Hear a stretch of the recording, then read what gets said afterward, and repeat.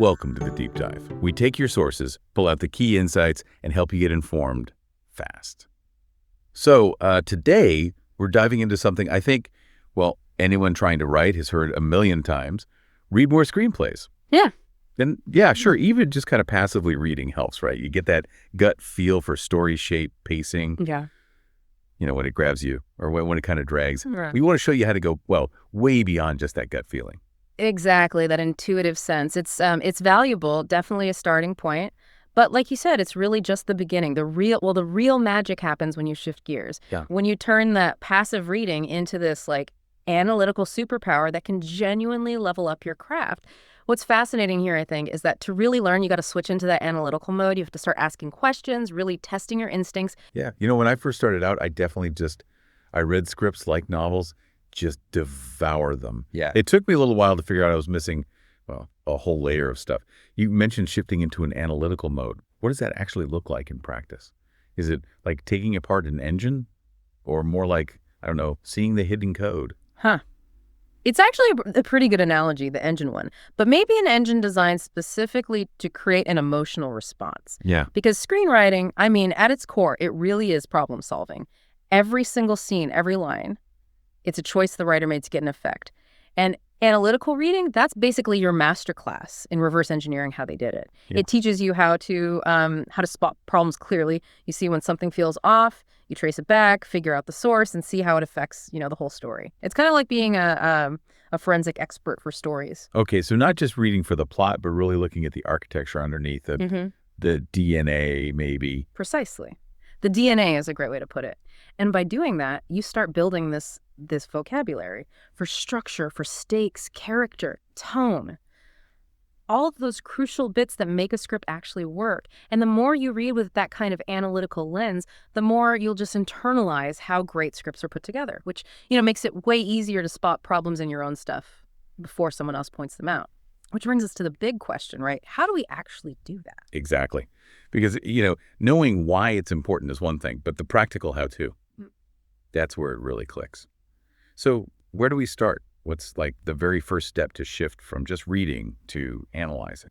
Well, the first step is actually surprisingly simple. It starts with you, the reader. You just need to pay close attention to your own emotional experience as you're reading the material. Notice what you're feeling moment to moment. For most people, the big red flags kind of fall into two main buckets: boredom and frustration. Oh, yeah, I know those feelings. And see, those aren't just annoyances. Those are really crucial signals. Instead of just pushing past it, stop.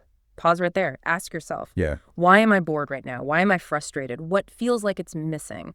What's not clear here? They sound simple, these questions, but they're incredibly powerful tools because those negative feelings, they almost always point directly to fundamental writing issues. Okay, so if I'm reading and I'm just like confused, but not in an intentional mystery way, or I genuinely don't know what the main character is trying to do, or worse, I just stop caring what happens next. Yeah. Those are all symptoms, clues to a deeper problem. Absolutely, 100%. When you hit one of those red flags, get curious. Don't just write the script off. Really dig into that specific scene or that page, that moment where you felt that dip. Try to pinpoint the root cause. What specific choices did the writer make or maybe fail to make that resulted in that feeling for you? Like, let's say you're reading that script we talked about before, The Chef with the Magic Memory Dish. If you suddenly find yourself bored stiff around page 40, ask, is the chef's actual goal fuzzy? Are the stakes just too low? Is there not enough pushback, not enough conflict around this cool magic dish? Right. And, it's probably important to stress, this isn't just about hunting for flaws, is it? I remember when I first started trying to read analytically, I was so focused on what was wrong, it actually took me a bit to realize I was missing half a lesson by not looking at what felt, well, perfect. That's such a common trap. And you're absolutely right. It's a huge blind spot. You need to give just as much attention to the stuff that works beautifully. Think about those moments when you're totally sucked in, leaning forward, reading so fast, you practically forget it's a script. You're just in the story. Those positive reactions, they're just as packed with information. When something is really working, that's your chance to examine how it's built. Can you actually see the mechanics behind the magic? In our chef script example, maybe there's a scene where a character eats the dish and has this flashback and it just hits you emotionally. Yeah. Okay, why? What specific actions? What dialogue? Maybe even just the description on the page. What created that punch? So yeah, both the good and the bad reactions, they can teach you tons, but only if you're actually paying attention. And to help you dig even deeper, you can use some specific focused questions. They really help you sort of reverse engineer how the script is put together, or maybe where it's falling apart. We can kind of break these down into three main areas. Okay, first up, character and goal. Ask yourself things like, who is the protagonist? When does that become totally clear, and how do you know? What are they actually chasing? What's the specific goal driving this whole story forward? Are you rooting for them? And if you are, why? What did the writer do to make you care, and what's at stake? What do they stand to lose if they fail? Critically, how do those stakes get bigger? How do they escalate as the story goes on? And maybe the most crucial one, why does this whole thing matter to them personally? Okay, then the second area, conflict and structure. Ask, what's the main thing pushing back against our chef? Where's the conflict really coming from? Is it like another chef, an internal doubt? Or is the magic itself causing problems? Is there a clear through line? You know, that feeling that everything is connected, moving forward logically, even if there are surprises? Does it feel inevitable almost? What about the key relationships? How do the supporting characters, maybe that grumpy food critic or an old mentor figure, how do they help or hinder the chef's journey? And importantly, does the character change by the end? If they do, how and why did that change happen? And then finally, the third area, theme and meaning. Ask, okay, beyond the plot, beyond the magic dish, what is the story really about? What's the big idea, the thematic takeaway? Is it about memory, second chances, the price of success? And how do the choices the characters make, the actions they take all the way through, how do those reinforce that central theme? Wow, okay, those questions really give you a precise toolkit, don't they? But it's not just about asking the questions and having a gut feeling about the answer, right? There's another step. No, exactly right. It's not enough to just have a hunch. That's still just intuition. The analytical part is learning to back up those instincts with concrete evidence from the page. You need to be able to say, I feel this because of this line, or this isn't working because look at this scene here. You need to articulate how you arrived at your answers, pointing directly to the script. You're essentially building a case, presenting your evidence, not just stating an opinion. That's the analysis part. Got it. And while we're doing all this dissecting, you mentioned structure earlier. That seems like another one of those things that's, well, kind of hidden, but super powerful. Sometimes the script just feels off. You can't quite name why. Is structure often the culprit there? Very often, yes. Structure is so much more than just, an outline or a formula. Think of it as the delivery system for the audience's emotional journey. It's the hidden choreography, like we said. It guides how you feel when you feel it, often without you consciously realizing why. Those major plot points, incident, act breaks, midpoint, they form the backbone of that emotional journey. They orient the reader. They manage expectations. They shape the entire experience. So if one of those key beats is, say, missing entirely, or it happens too early or too late, or it just feels weak, the reader feels that, even if they can't immediately say, oh, the midpoint was underpowered. So as you read analytically, try to push past just, something feels off here. Ask yourself, which major turning point should this be around now? Is it actually doing its job? Is it landing with the intended impact? That's such a key insight because structure can feel, I don't know, kind of rigid or intimidating, especially if you're newer to writing. Are there common mistakes people make when thinking about structure? Or maybe can we do a quick reminder of those key structural beats and what they're supposed to do for the audience? Yeah, that's a great point. The biggest misconception is probably thinking structure is this rigid box you have to force your story into. It's really more like understanding the natural rhythm of dramatic tension and release. It's about pacing and progression to maximize emotional impact. The goal is to make it feel invisible, organic. So let's quickly hit those main beats and the audience reaction they generally aim for.